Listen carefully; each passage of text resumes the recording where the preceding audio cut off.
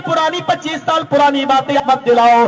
तुम्हारे यहाँ में एक वैसी मामले में उलझे हुए हैं, एक ना करदा गुनाह की सजा मैं पा रहा हूँ। हर 10-15 दिन के बाद मैं आपकी कोर्ट को कचहरियों के चक्कर लगा रहा हूँ। मुझे उसी रंजिश की सजा मिली है, वरना तुम चाहते तो 2 दिन के अंदर ये मामले हल कर सकते थे। मुझे अच्छी तरह मालूम है, मुझसे जेल में जो मिलने आया मैं उनको भी जानता हूँ, जो नहीं मिलने आया मैं उनको भी जानता हूँ, जिसने मेरे खिलाफ आर्टिकल लिखे मैं उनको भी जानता हूँ। मुझे अच्छी तरीके से मालूम है, मेरी बीवी मुझसे मिलने आती थी, मेरी माँ मुझसे मिलने आती थी। पठानी टोले के लोगों तुम यहाँ मौजूद होगे, मैं सबको बुरा नहीं कहता हूँ। पठानी टोले के एक आदमी का तार भी इस रंजिश और साजिश में शामिल है।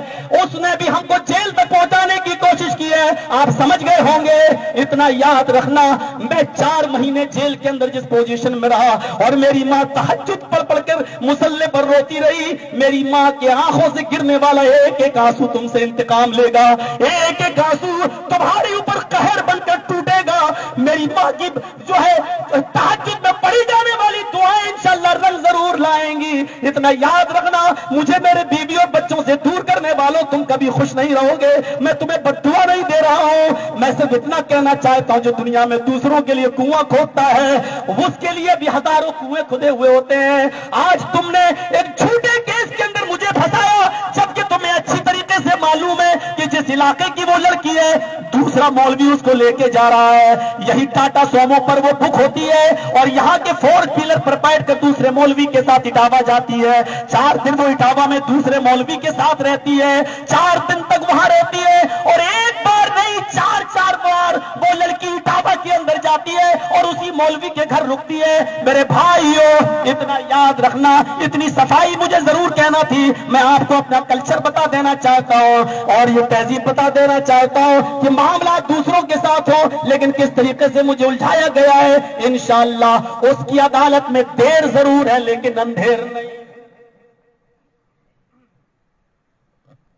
इतना कहना था और कहूंगा, क्यों नहीं कहूं। आर्टिकल तुम लिखो, मुजरिम को सजा मिलनी ही चाहिए, बाद में डिलीट करो, मुझे सब मालूम है। लेकिन चलिए मेरे प्यारे साथियों, इतनी सी बात कहकर अब हम बात को आगे बढ़ाते हैं। मुझे बताओ किस बात पर रंजिश है तुम्हारी?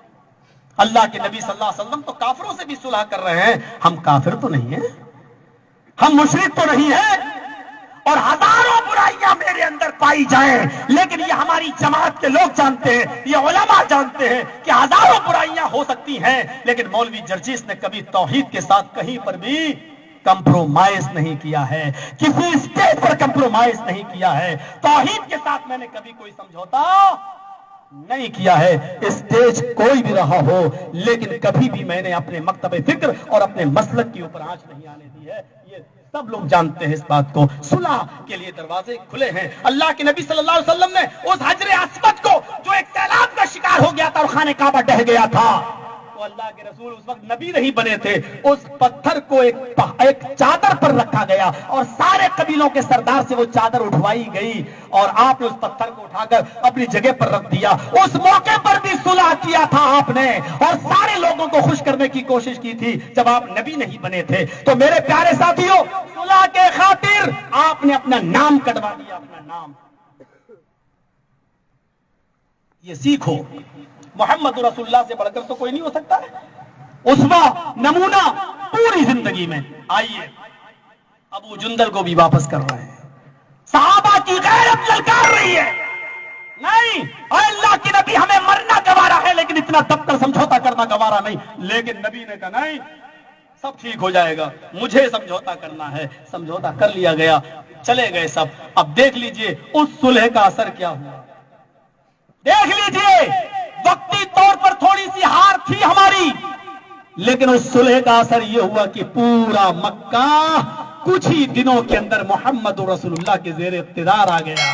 पूरे मक्के पर मोहम्मद रसूलुल्लाह सल्लल्लाहु अलैहि वसल्लम की हुकूमत छा गई और अल्लाह के रसूल 10,000 सहाबा के साथ फातिहाना मक्के के अंदर दाखिल होते हैं और मक्के को विजय कर लेते हैं, मक्का को पर विजय प्राप्त हो जाती है, जीत हासिल हो जाती है।